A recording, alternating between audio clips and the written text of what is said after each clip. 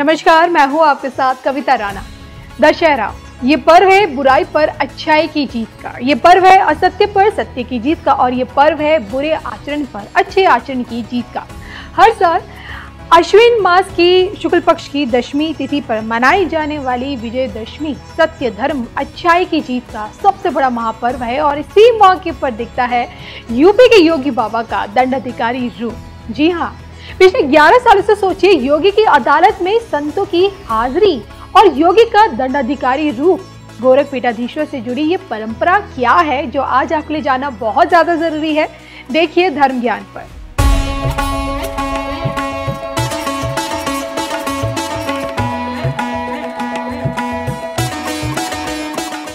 दशहरे पर शस्त्र पूजन, दशहरे पर दुर्गा पूजा, दशहरे पर रामलीला, दशहरे पर गरबा डांडिया।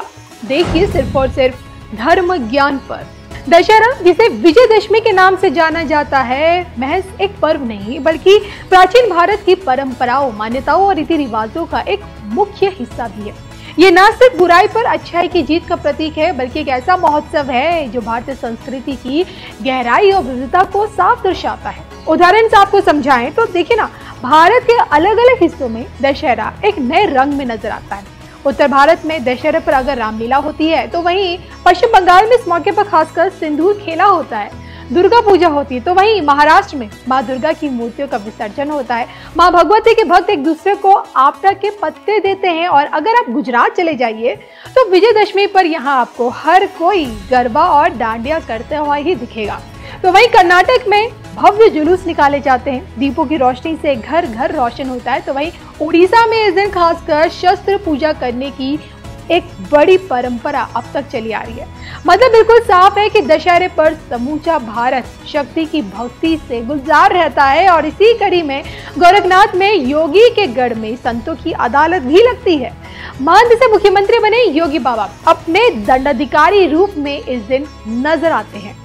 गोरख पीठाधीश्वर की परंपरा, गोरख पीठाधीश्वर का दंडाधिकारी रूप, गोरख पीठाधीश्वर की अदालत। देखिए सिर्फ और सिर्फ धर्म ज्ञान पर।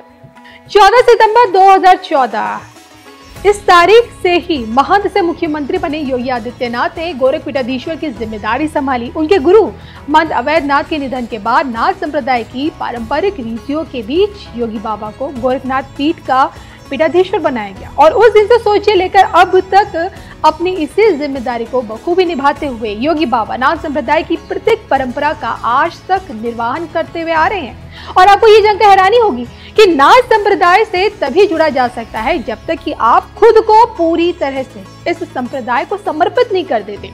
इसके लिए 13 वर्षों की कड़ी तपस्या से गुजरना पड़ता है, एक लंबा समय एकांतवास में बिताना पड़ता है, खान पान पर गहरा नियंत्रण रखना पड़ता है। दीक्षा के दौरान लोग योग और अग्नि से खुद को पवित्र बनाते हैं और शायद यही वजह है कि इससे जुड़े लोगों का दाह संस्कार नहीं होता है। इसमें योगी बिना सिले और भगवा कपड़े पहनते हैं। हालांकि अब सिले हुए वस्त्र भी चलन में आ चुके हैं। कर्ण छेदन और इस संप्रदाय की एक बहुत ही महत्वपूर्ण रीति है। ये कान में देखिए एक सामान्य पियर्सिंग की तरह बिल्कुल भी नहीं होती बल्कि तकलीफ देने वाली होती है। कहते हैं कि गुरु गोरखनाथ ने अपने शिष्यों के लिए ये एक तरह से एक परीक्षा ही रखी जिसमें पास होने पर ही वो व्यक्ति इस नाथ संप्रदाय में शामिल कहलाता है। तो लंबी परीक्षा के बाद ही कर्ण छेदन होता है और इस दौरान ना कोई इलाज, 40 दिनों का एकांतवास। माना तो यही जाता है कि लंबा अकेलापन और लगातार प्रार्थना के साथ ही योगी का संसार से मोह खत्म हो पाता है। और इसके बाद ही कई रस्में होती हैं और जिसके बाद तपस्या में तप कर ही एक नाथ योगी का जन्म होता है। तो आज के योगी बाबा ने भी इसी तपस्या में तप कर खुद को नाथ योगी बनाया और अब बतौर पीठाधीश्वर नाथ संप्रदाय की प्रत्येक परंपरा को निभा रहे हैं, जिसमें से एक परंपरा दंडाधिकारी से जुड़ी है। जी हाँ, अपने गुरु के मार्गदर्शन पर चले गोरख पीठाधीश्वर योगी बाबा पिछले 11 सालों से सोचिए दशहरे के मौके पर संतों की एक अदालत बिठाते हैं।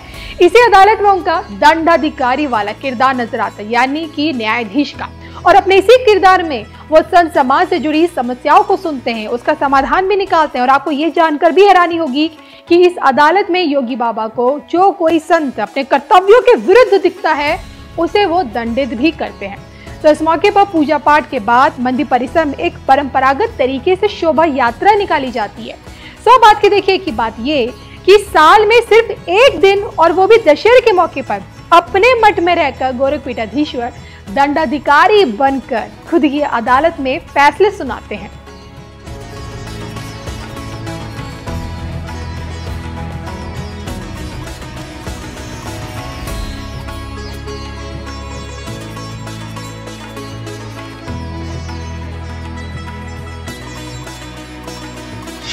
साथियों, भाजपा सरकार गरीब की सेवा करने वाली, गरीब को सशक्त करने वाली सरकार है। हमारा बहुत जोर गरीबों को, दलितों को, पिछड़ों को, आदिवासियों को मूल सुविधाएं पहुंचाने पर है। आज इस कार्यक्रम में भी हम इसके साक्षी बन रहे हैं।